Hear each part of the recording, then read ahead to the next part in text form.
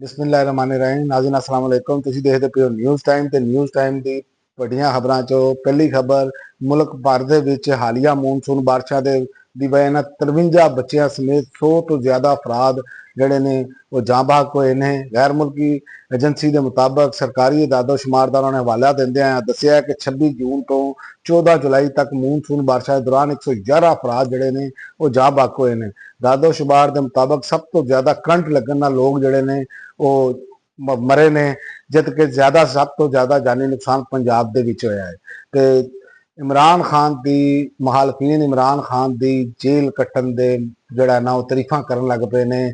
ਸਭ ਤੋਂ ਪਹਿਲੇ ਤਾਰੀਫ ਤੇ ਨਾਸਰ ਹੁਸੈਨ ਸ਼ਾਹ ਨੇ ਕੀਤੀ ਹੈ। ਉਹਨਾਂ ਨੇ ਕਿਹਾ ਇਮਰਾਨ ਖਾਨ ਨੇ ਕੈਦ ਦੇ ਵਿੱਚ 700 ਦਿਨ ਕੱਢੇ ਨੇ। ਜਿਸ ਅੰਦਾਜ਼ ਨਾਲ ਜੇਲ੍ਹ ਗੁਜ਼ਾਰੀ ਹੈ ਉਹ ਕਾਬਲੇ ਤਾਰੀਫ ਹੈ।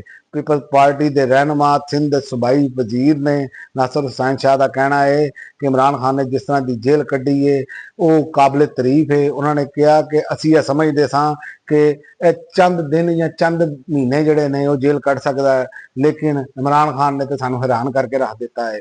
तो उस तो अलावा जवेद हाशमी साहब ने भी ये गल कही है कि मैं भी 10 साल जेल कट्टी है, लेकिन जिखो ये मरलियां दे विचों इमरान खान नूं कुछ कढ़िया गया है, मैं भी हुंदा ते मैं डील कर लेंदा। शायद इन्ना जुल्म किया जा रहा है ते इहदे कि मैं इन्हां दी जगह ते हुंदा ते मैं डील कर लेंदा, लेकिन इमरान खान ने मर्द मुजाहिद तरह डट के खलोता है। ते दूजी वड्डी खबर ते 4 दिहाइयां तो दहशतगर्दी ते काबू क्यों नहीं पाया जा रहा, मौलाना फजल रहमान ने सवाल खड़ा कर दिता है।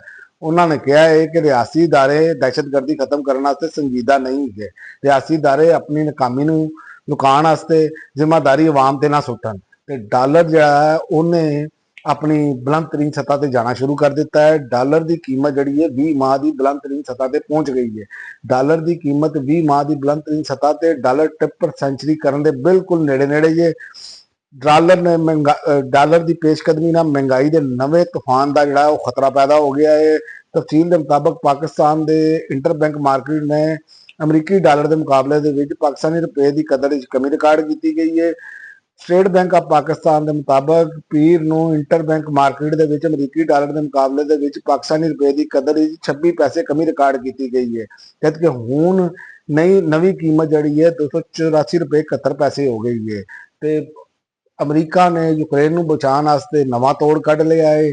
रूसी हमलियां का मुकाबला करने वास्ते अमरीका का यूक्रेन को पैट्रियाट एयर डिफेंस सिस्टम देने का ऐलान किया है। अमरीकी सदर ट्रंप ने यूक्रेन को पैट्रियाट एयर डिफेंस सिस्टम देने का ऐलान किया है तो रूसी मिसाइल हमलियां मुसर जवाब तक दे सके। तो सदर ट्रंप ने कहा अमरीका यूक्रेन को जदीद दिफाई सिस्टम भी देगा जिहदी उन्होंने बेशुमार जरूरत हैगी है। तो दूजा शादीशुदा पुत्र गर्लफ्रेंड नाल मुलाकात रोकने वास्ते माँ का अनोखा तरीका बंगलादेश दे विच उन्होंने माँ ने त्यारा ही रुकवा दिता। तो माँ ने किया कि ये माँ ने किया है ये कि बंगलादेश दे विच उन्होंने पुत्र गर्लफ्रेंड नाल नेपाल जाके मिलन तो रोकने वास्ते त्यारे दे विच बंब की इतलाह दी, जिहदी वजह नाल त्यारा रोक दिता गया।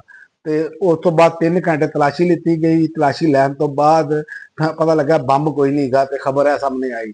तो दूजा ईरानी साथी का अजीबो गरीब दावा, उन्हें कहा जी नेतन्याहू ने ईरान नाल जंग के दौरान जादू ते जिन्नात का सहारा लिया है।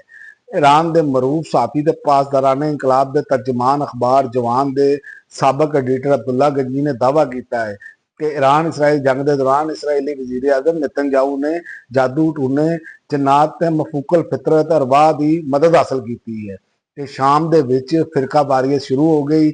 झड़पों के 30 अफराद लाग तो 100 तो ज़्यादा जख्मी हो गए हैं। शाम के जनूबी सूबे अल सवेदा के 2 कबाइल के दरमियान फिरका वराना तो मुसल्ला झड़पां जारी ने और वजारत दाखिला ने मुदाखलत का फैसला किया है। तो झड़पों के 30 अफराद लाग तो बेशुमार